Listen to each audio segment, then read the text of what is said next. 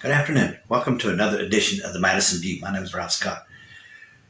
I'm not much of one for conspiracy theories, but I've got one right now.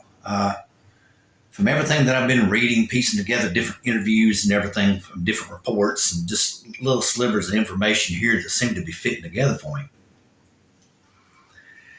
Back a long time ago, someone said they discovered cocaine in the White House. So they've done an investigation. Of course, they blamed it on Joe Biden, or Hunter Biden, I think. But he wasn't anywhere near the White House during that time frame. But anyway, there's a report come to light here lately that what it comes down to is the previous medical officer who's now sitting in the House of Representatives or the Senate, I can't remember which one, was the doctor for the White House. And the way I understood it, he was handing out prescription drugs like they were candy. And the way I understand it from reading different things and just learning from hearsay and all this kind of stuff, Donald Trump's a speed addict. And there was a very heavy dispensary of a speed, prescription speed, and a downer to go to sleep at night. In the records there, which have been hidden and they were kind of misentered and all this kind of stuff. So it's hard to find everything that was done. Okay. Now, here's something else now. I'm beginning to believe that Donald Trump is connected to the Mexican cartels because of this. Okay. How is he going to get cocaine in the country unless you are connected with someone? At his high of a level, he has to be connected with someone.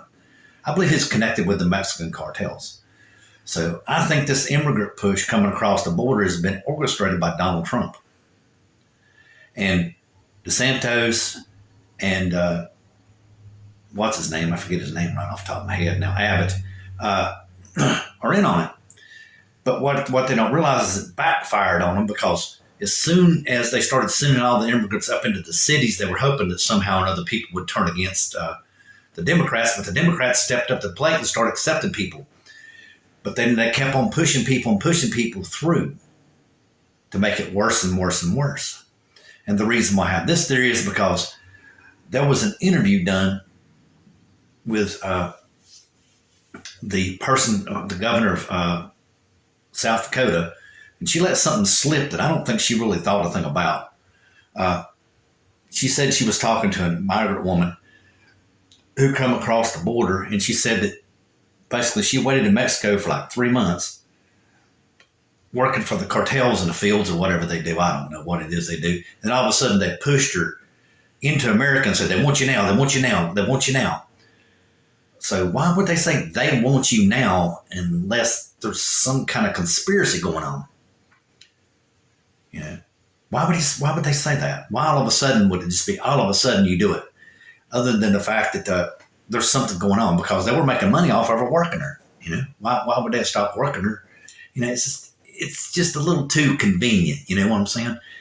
And see, I think they thought they would backfire, and the Democrats would get blamed for it and everything. And they're not, because everybody sees something. But what I'm saying is I think this is all a plan, which goes back to January the 6th. Is that now he's going to use the border, and he's going to try to overthrow the government. He's going to try to do the Marjorie Taylor Greene thing of the national divorce. But what they don't realize is they're treading on some serious, dangerous water is what they're doing. If they're going to split up the United States like that right there, they're asking for parents and grandparents, their children, to shoot at each other. That's exactly what they're asking. And that's just not good. That's just not good. And they say that for the United States, they're probably still going to use the U.S. flag and everything, but it's not going to be a democracy anymore, which is what the Declaration of Independence is, which is what the United States is formed around, is the Declaration of Independence, as much as it is the Constitution. And in the Declaration of Independence, it specifically says that we have a democracy. It says it in there, that the government derives its power from the consent of the people. When you put it artistically, what that means is the United States is designed to have a democracy for the citizens to vote the government into power. Yes, that's exactly what it is. And if I'm correct, like I said, I'm not much a conspiracy theorist. We'll see how this goes. I mean, I honestly and truthfully think this is a conspiracy. I really do.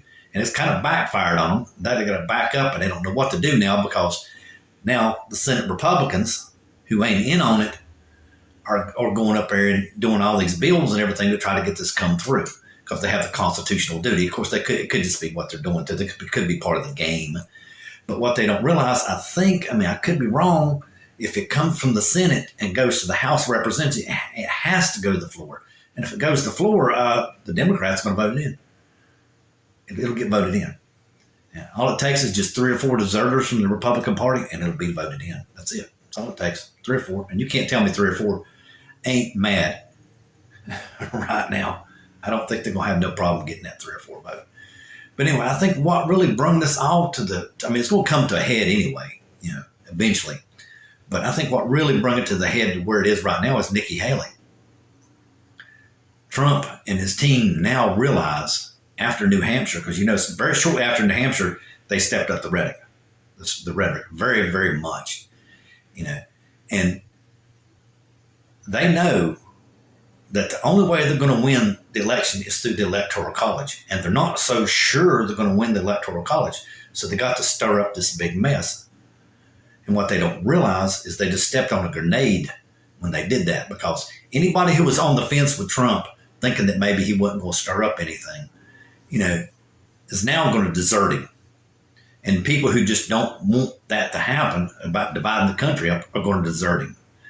He's going to be down to his fewest members that he has of his base after this situation, but they're never going to desert him. But basically, in my opinion, what Donald Trump is trying to do, he's trying to become the monarch of the United States. He will be the first trillionaire of the world, controlling $1 trillion economy. That's what he's after. He's after being the first trillionaire in the world. That's exactly what he's after. So, and the people of his base do not even see that. And that's what he will become. He will become the first trillionaire in the world, because he feels so left out, because Gates, and especially Gates, Gates passed him. Oh God, that's the reason why I don't like Bill Gates. Gates lapped him, God, hundreds of times, and Bezos, and I think a couple other people he don't like have lapped him big time. I don't mean a little bit. He's just jealous and envious, and this is the way he thinks he can get it all made up and become the richest man in the world, which is what I think it is for him. His base is so fooled, and so gullible and so brainwashed, they drank the Kool-Aid. And unfortunately, when cults get to this part, or this I reckon you would say this part of their life cycle, which in my opinion is toward the latter stages of their life cycle, because he's getting closer to his goal, supposedly. This is the second attempt. There's a possibility that this could end disastrously for Donald Trump, and even just for everybody. Nobody wants anything bad to happen. I don't want nothing bad to happen. I just want my country being left alone. Like I told you, if we go away from a democracy, you cannot guarantee your family's lineages. You have to pledge your loyalty to the dear leader just to survive in a country like that. A lot of people don't realize that, and Americans ain't gonna put up with that. But it's gonna be too late when you do that. It's gonna be too late, And I pity you if you stick with that, man, and you go down that way, and it goes that direction. But anyway, what I wanted to say was, I'm to me, it's just kind of, I don't know how I would describe it, other than the fact that, I don't understand this. And like I said, I'm not much of a person to have a conspiracy theory. But the pieces are just falling together too much. And I have one other piece of evidence which really made me come to this conclusion. Is I was seeing a guy talking on the internet. I don't know how true this is, but he said that a guy wasn't in the country, but like 4 months, already had a Social Security card, had all the work permits and everything. And he asked him, well, where did you get them from? Texas is where he said. That's what makes me think that Abbott is in on this. He's pushing all these people up into the country, He's giving them paperwork and everything just to make the immigrant crisis as bad as it can get. Yes, I think this is a planned scheme by the Republican Party. I hate to say it, but I think it is. It's a sad day in our history, that it's like this. But